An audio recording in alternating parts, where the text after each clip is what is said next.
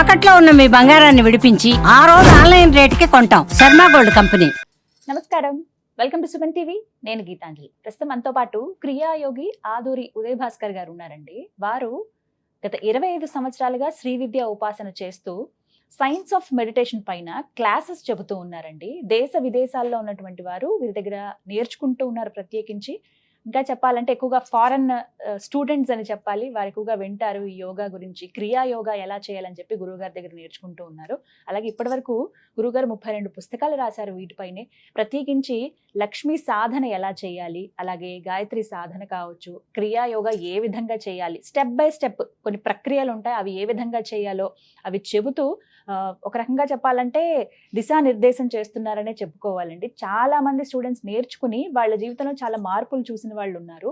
నార్మల్గా ఉండేవాళ్ళండి, సాధారణ వ్యక్తులు కూడా ఉన్నతమైన స్థితికి చేరుకోవచ్చు ఇలాంటి యోగ సాధన చేయడంలో. ఉన్నతం అంటే అది కేవలం డబ్బుల విషయంలోనే కాదు, జీవితంలోనే ఉన్నతమైన స్థితి అని అంటారు కదా, అలాంటివి. ప్రత్యేకించి యోగ సాధన విషయంలో ఎన్నో సందేహాలు మనకుంటాయి. వాటి గురించి, అలాగే లక్ష్మీ ఆరాధన, అలాగే లక్ష్మీ సాధన ఎలా చేయాలి, అసలు అమ్మవారిని మన కళ్ళతో మనం చూడొచ్చా, మనం ఆవిడని ఆరాధన చేసినప్పుడు మనకు కలిగేటువంటి భావనలు ఏమిటి, ఎలా ఆరాధించాలి, ఇవన్నీ కూడా తెలుసుకుందాం. వివరించేందుకు ఉదయ్ భాస్కర్ గారు ఉన్నారు, వారితో మాట్లాడదాం. గురుగారు నమస్కారం అండి. నమస్కారం. గురుగారు, కర్మ ధ్యానము అంటే ఏంటి అసలు? కర్మ ధ్యానం మనకి భగవద్గీతలో, మనందరం సనాతన ధర్మంగా భగవద్గీతని, మరి ఇతర మనస్తస్తులే మన భగవద్గీతని ఉపయోగించుకుంటున్నారు, మనమే ఇంకా చాలా తక్కువ. అందులో 3 విషయాలు చెప్పారు ఆయన: కర్మ యోగము, భక్తి యోగము, జ్ఞాన యోగం. ఈ 3. ఆ కర్మ అలానే ధ్యానం కింద మనం మాట్లాడుకున్నప్పుడు కర్మ ధ్యానం, భక్తి ధ్యానం, జ్ఞాన ధ్యానం. ఈ 3కన్నా గొప్పది యోగము అని చెప్పాడు ఆయన. అంటే వీటిలో అవగాహన కలిగితే కానీ ఆ మనిషికి నిజంగా యోగం ప్రాప్తి కాదు. వీడు అది తెలుసుకోకుండా క్రియాయోగం తీసుకున్నా కూడా వేస్టే. ఈరోజు ఏదో ఫ్యాషన్గా యోగాన్ని తీసుకుంటున్నారు, కానీ వీడికి కర్మ గురించిన అవగాహన కలగాలి. అందుకని నేను కూడా దాన్ని అవగాహన చేసుకోవాలంటే, మాకు 2 ఆడపిల్లలు, 2 చెల్లెళ్ళ బాధ్యత ఉంది. నేను పెద్దవాడిని కుటుంబంలో. అలాగే మా మామగారికి కూడా 3 ఆడపిల్లలు, మా మిస్సెస్సే పెద్ద ఆవిడే, మరి 2 చిన్నవాళ్ళు ఉన్నారు. మరి వాళ్ళు వెళ్ళిపోయే టైంకి ఒకళ్ళే సెటిల్ అయినారు, ఇంకోళ్ళు కాలేదు. మరి ఆ బాధ్యత నాకే అప్పచెప్పారు.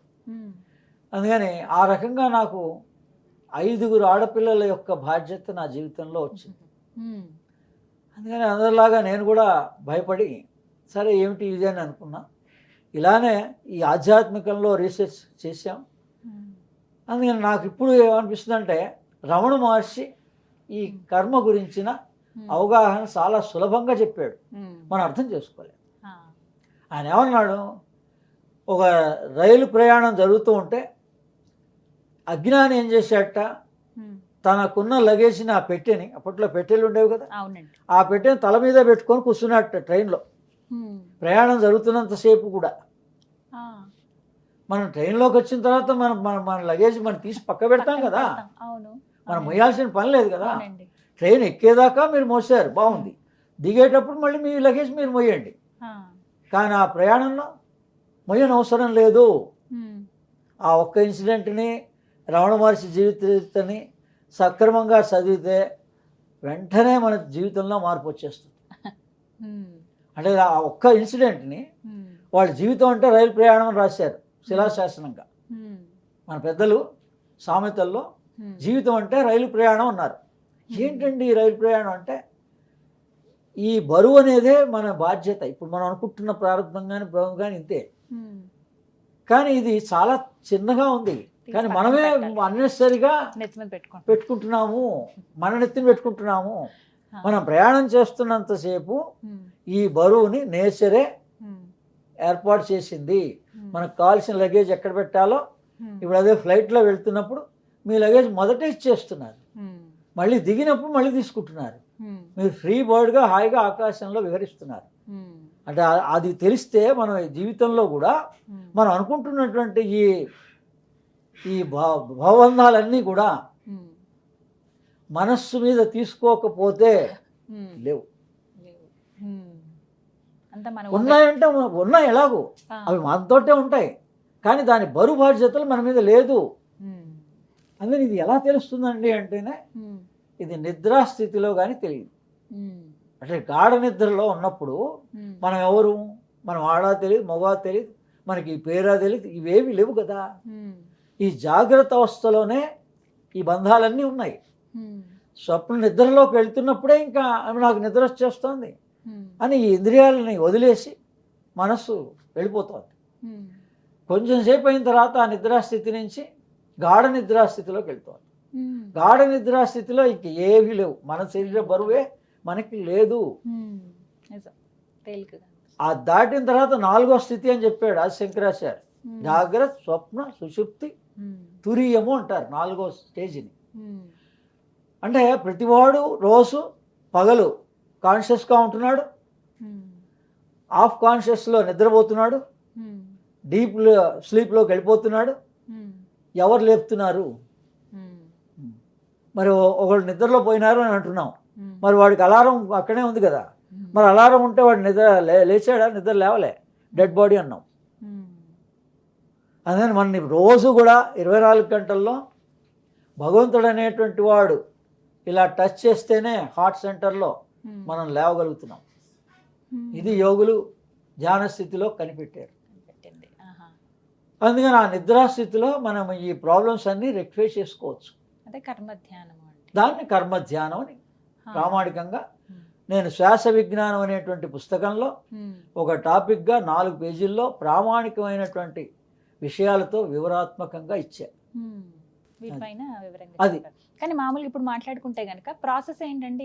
ప్రాసెస్ ఏంటంటే అందుకని సింపుల్గా రాత్రి పడుకోబోయేటప్పుడు సరే మనకి అనేక కష్టాలు ఉన్నాయి, మనకి ఇదంతా ఇంత లెంగ్త్గా తెలవదు కాబట్టి ఆ పైన ఉన్నటువంటి మాస్టర్స్ని, అంటే జగద్గురువులు కానీ చాలామంది ఉన్నారు కదా, రమణ మహర్షి కానీ అరవిందో కానీ, మనకి ఎవరు ఇష్టం అనిపిస్తే వాళ్ళు చాలామంది ఉన్నారు. వాళ్ళ జీవిత చరిత్ర చదువుతున్నాం. వాళ్ళని ఎవరో ఒకళ్ళని అర్ధరాత్రి నాకు మెలకు వచ్చేలాగా ప్రయత్నం చేయండి అని అడగండి. ఎందుకంటే తురీయ సంధ్యాం చెప్తే వాక్సిద్ధిర్భవతి అన్నారు. అంటే ఆ రాత్రి ప్రేయర్లోనే భగవంతుడు డైరెక్ట్గా మన అప్లికేషన్ని రిసీవ్ చేసుకుంటాడు. మనకి ఈరోజు ఏదో నాకు కష్టం వచ్చింది, ససేగా ఉంటే దాన్ని కవర్లో పెట్టి ఆయనకి ఇచ్చేవాళ్ళు. అలా మనం ప్రతి వాళ్ళం మన కవర్లో మనం కాగితంలో రాసుకొని మన తల కింద పెట్టుకొని పడుకుంటే దాన్ని అర్ధరాత్రి మెలకు వచ్చినప్పుడు మాత్రం ఆ సమస్యని భగవంతుడికి చెప్పేసేయచ్చు. అంటే అందరూ పక్కనున్న వాళ్ళంతా నిద్రావస్థలో ఉన్నప్పుడు, అది టైము 12 నుంచి 1 గంట అయినా అది కాదు, గాఢ నిద్ర స్థితి అనమాట. అది 1 గంట 2 కావచ్చు, ఎప్పుడైనా కావచ్చు, మనకు మెలకు వస్తుంది. కొన్ని రోజులు ఇలా మనం ప్రేయర్ చేసి పడుకుంటే గురువుల్ని ప్రార్థించి నాకు మెలకు తెప్పించండి అసలైన తురియ సమయంలో, 5వ ప్రార్థన చేసే సమయంలో అని స్పష్టంగా అడిగితే మనకి ఏదో రోజు ఖచ్చితంగా మెలకు వస్తుంది. ఆ మెలకు వచ్చినప్పుడు కొంచెం సేపు మనం ఏదైనా వెంటనే కాన్షియస్గా ఉండి భగవంతుడిని ఏం ప్రార్థించాలంటే, గత జన్మల్లో నేను ఏదో చాలా పొరపాట్లు చేశాను, ఆ పొరపాట్ల వల్లనే నాకు ఈరోజు ఈ పరిస్థితి వచ్చింది, అదేంటో నాకు చూపించండి మీరు, నేను క్షమాపణ వేడుకుంటాను, మరోసారి అటువంటి పొరపాటు చెయ్యను. దీన్నే కన్ఫెస్ అంటారు వాళ్ళు క్రిస్టియానిటీలో. మనం చేసుకోవచ్చు, ఎవరికి వాళ్ళే చేసుకోవచ్చు. అందుకని అప్పుడు ఇలా మళ్ళీ మధ్యలో లేచి ప్రార్థన చేసి పడుకోవాలి. ఇలా కొన్ని రోజులు చేసిన తర్వాత నిద్రలో మనకి మెలకు వచ్చేస్తుంది, ఆ కళ్ళలో మెలకు వస్తుంది, కళ్ళలో చూపిస్తారు వాళ్ళు ఆ గురువులు. అంటే మనం గత జన్మల్లో ఏం పొరపాటు చేసాము అన్నటువంటిది అది కొద్దిగా భయానకంగా కనపడచ్చు, సామాన్యంగా కనపడచ్చు, మధ్యస్థంగా కనపడచ్చు. కానీ మనం ఏం భయపడకుండా మనదే కాబట్టి అది దానికి ఏవో ఇలా కనిపిస్తే ఇలా అని దాని అర్థాలు ఉంటాయి.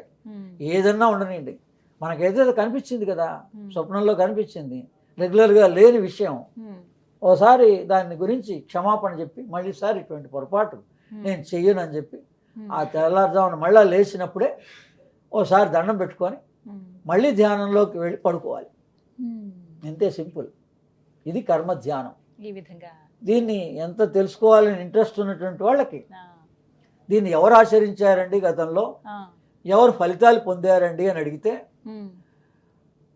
అరవిందో ఇంటర్నేషనల్ స్కూలు ఇంటర్నేషనల్ ఉంది పాండిచేరిలో, అవునండి. అరవింద్ సొసైటీ. ఆ సొసైటీ మూల పురుషురాలు మదర్ మిర్రా అని చెప్పేసి ఓహో. ఆవిడే దీన్ని రీసెర్చ్ చేసిన స్కాలర్. దీన్ని నిద్రాస్థితి అంటారు.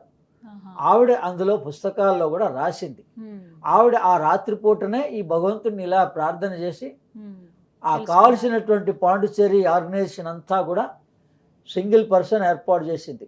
తన ధనాన్ని ప్యారిస్లో ఉన్నటువంటి ఆస్తిని అమ్మి ఇక్కడికి తీసుకొచ్చి తను కట్టి చాలా బాగుంటుంది, చాలా చూశాను నేను. మరి అంటే అది కేవలం ఆమె తెచ్చిన ధనంతో అవలేదు కదా.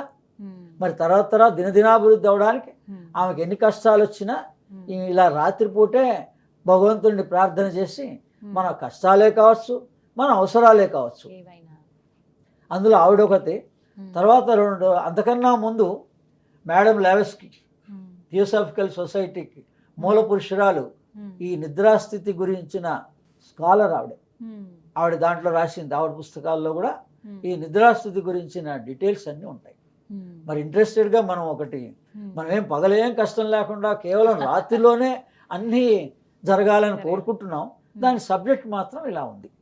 తెలుసుకొని ఎవరికి వాళ్ళు, ఎవరికైనా ఇది సాధ్యమే, అందరికీ సర్వమానవులకి సాధ్యమే, నిద్రపోతున్న వాళ్ళందరికీ సాధ్యమే. ప్రాసెస్ అంతే తెలియాలి అంతే, ఎప్పుడు చేయాలి ఏమిటి అనేది. కనీసం నా పుస్తకాన్ని తెప్పించుకొని చదవమనండి. పేరేమిటి గురుగారు, ఏమని? శ్వాస విజ్ఞానం. శ్వాస విజ్ఞానం. ఆ పుస్తకంలో ధ్యానం గురించి టాపిక్ రాయబడి ఉంది క్లియర్ గా. దాని మెయిన్ డీటెయిల్స్ అన్ని వాళ్ళ దగ్గర అరవిందో ఇంటర్నేషనల్కి వాళ్ళ దగ్గర పాండిచేరి వెళ్ళి ఇంట్రెస్ట్ ఉన్నటువంటి వాళ్ళు ఆ మదర్ రాసినటువంటి పుస్తకాలను అన్వేషణ చేస్తే వాళ్ళ సమాధానం దొరుకుతుంది. చాలా చక్కగా వివరించారండి, ధన్యవాదాలు.